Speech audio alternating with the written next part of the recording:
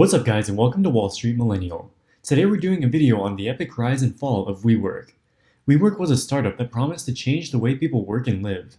From 2015 to 2018, venture capitalists in Silicon Valley thought that WeWork was the next big thing and gave billions of dollars of funding to the company. SoftBank, which is one of the most widely respected tech investors in the world, put more than $10 billion into WeWork, valuing its equity at $47 billion. However, at its core, WeWork wasn't a tech company at all.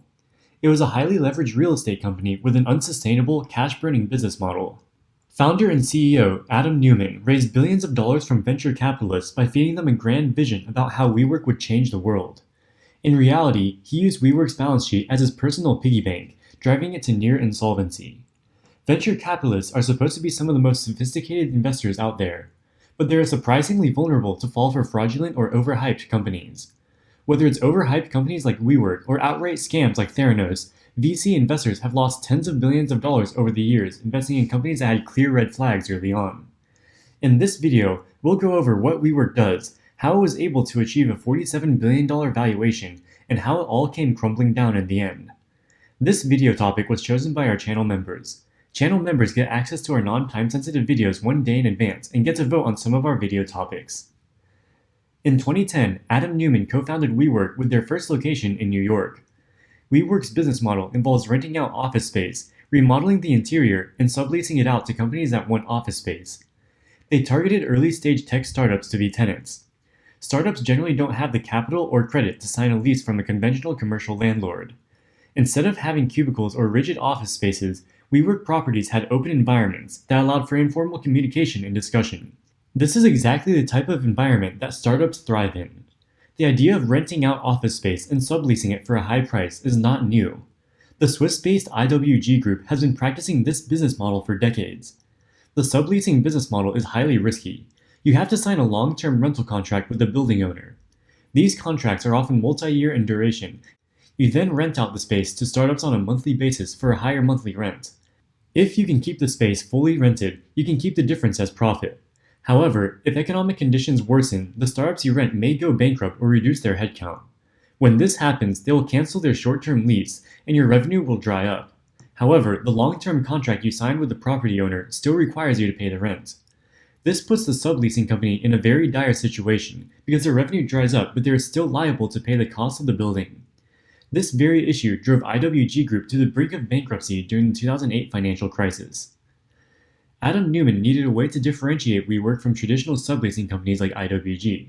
To raise serious money from venture capitalists, he needed to paint a grander vision. WeWork wasn't just a subleasing business, it was a technology-powered flexible workspace company that planned to revolutionize the way people work and live. WeWork put technology in their office spaces so they could call themselves a technology company instead of a real estate company. They put sensors throughout the office spaces to track how many people were in each space. Managers could track how many workers were in each space at any given time of the day. This could potentially be used for tracking efficiency and understanding how employees use the office. Venture capital investors salivated at the opportunity to invest in this new, innovative office space startup. By 2018, they had raised billions of dollars in private funding, including $3 billion from the Japanese tech conglomerate SoftBank. Their valuation reached a peak of $47 billion. They used this money to expand rapidly, opening new locations all over the world. By the end of 2018, they had locations in every continent except for Africa. Neumann also had ambitions to expand beyond just office space. He launched WeLive, which offers flexible short-term leases to residential tenants. They even started a preschool business with WeGrow, a private school for children ages 3 through 12. Adam appointed his wife, Rebecca Neumann, to be CEO of this new venture. Everything was looking good for WeWork and the company started planning for an IPO in 2019. However, when they filed their financials with their IPO prospectus, some serious red flags surfaced. All companies pursuing an IPO must file a prospectus. The prospectus includes all the material information about the company and the IPO that an investor needs in order to make an investment decision. Typically, it will include a description of the company's business and strategy, disclosure of historical financials, as well as corporate governance issues. Their aggressive global expansion over the previous few years allowed them to show impressive revenue growth. Any business can grow their revenue if you give them enough capital to invest with. The question is whether they can turn this growth into real profitability. As it turns out, WeWork was burning cash at an alarming rate. By 2019, they were losing $219,000 every hour of every day. The reason they filed for an IPO is because they were running out of cash and needed to raise capital quickly. It costs a lot of money to build and operate a WeWork. Despite all the technology that they put into their spaces, such as the motion sensors, tenants pretty much viewed it as a regular office and weren't willing to pay that much for it. They now had hundreds of locations around the world, but as the business grew, the losses just became larger and larger. The 2019 IPO prospectus also raised some serious red flags about how Adam Neumann was running the business. Before the IPO, WeWork rebranded, changing its corporate name to the We Company. However, Adam Neumann already owned the copyright to this name through a shell company called We Holdings that he also owned. He charged WeWork $5.9 million, or 8.7 million Canadian dollars, to sell the rights of this name to WeWork. This type of related party transaction, where the right hand gives to the left hand, is exactly the type of thing investors look out for when evaluating corporate governance. The $5.9 million in and of itself wasn't huge, as the company was worth $47 billion at the time on paper. But it was a strong signal that Adam was willing to do just about anything to line his own pockets. Neumann also owned properties that WeWork rented. WeWork had multiple leases on Neumann-owned properties that would pay Neumann more than $100 million of rent throughout the lifetime of the leases. This type of related party transaction is really concerning. As the CEO of WeWork, Adam could have WeWork sign these leases at above-market rents and pocket this money as pure profit. By this point, he owned just a small percentage of WeWork. This causes a severe incentive compatibility issue. When WeWork enters into an overpriced lease, Adam only owns a small portion of the company, so only a small portion of the loss is attributable to his ownership stake.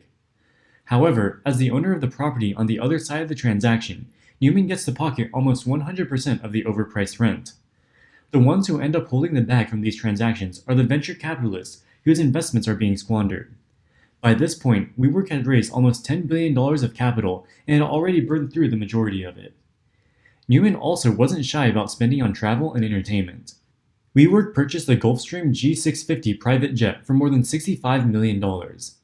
Adam ostensibly used this jet to fly to legitimate business meetings around the world. In reality, Neumann used the jet to throw lavish parties which often included recreational substances. After seeing the large losses and mismanagement by Neumann, Wall Street was not willing to pay the $47 billion valuation for the company. In a desperate attempt to save the IPO, they cut the valuation by almost 80%, from $47 billion to $10 billion. Investors were still reluctant to buy into WeWork as there were still serious concerns about corporate governance. You just said you think you want WeWork to go away? Is that your call here? They should not be going public? I just want it to go away. I don't want WeWork. I don't want WeWork at any price.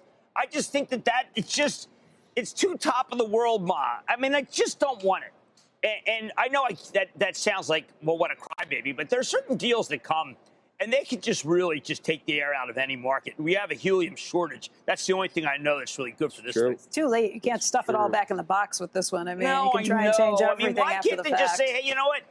We're awful, and we're just going to wait till we're good again? Why do they have to just keep going down? What it's like, name your price. Money. I know, but we don't want to give them money. They're just going to screw up the market. This decrease in valuation forced SoftBank to recognize a $9.2 billion write-down on their WeWork stake. This represented almost 90% of the $10.3 billion that they put into the company. As the IPO process went on, it became increasingly clear that Adam Neumann would have to step down as CEO. Under pressure from SoftBank and other venture capital investors, he finally resigned as CEO in September of 2019.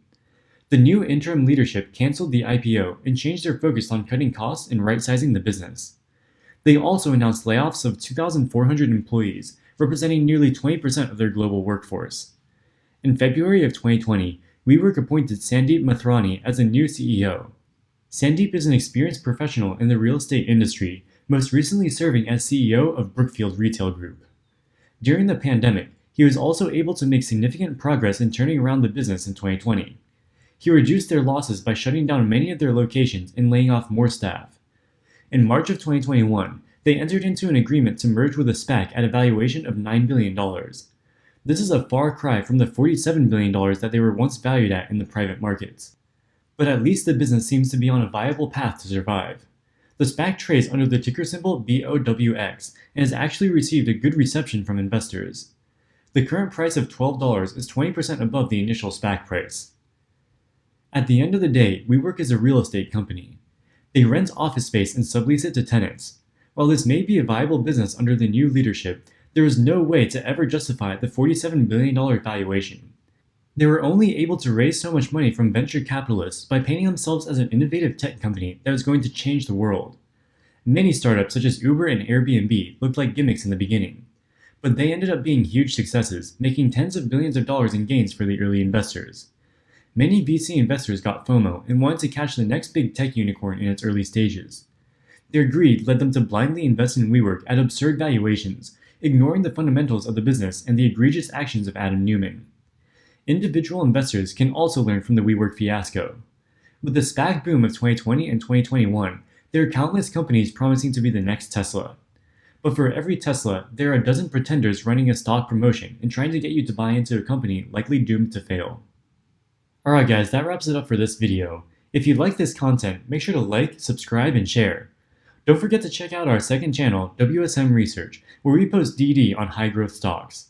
As always, thank you guys so much for watching, and we'll see you in the next one. Wall Street Millennial, signing out.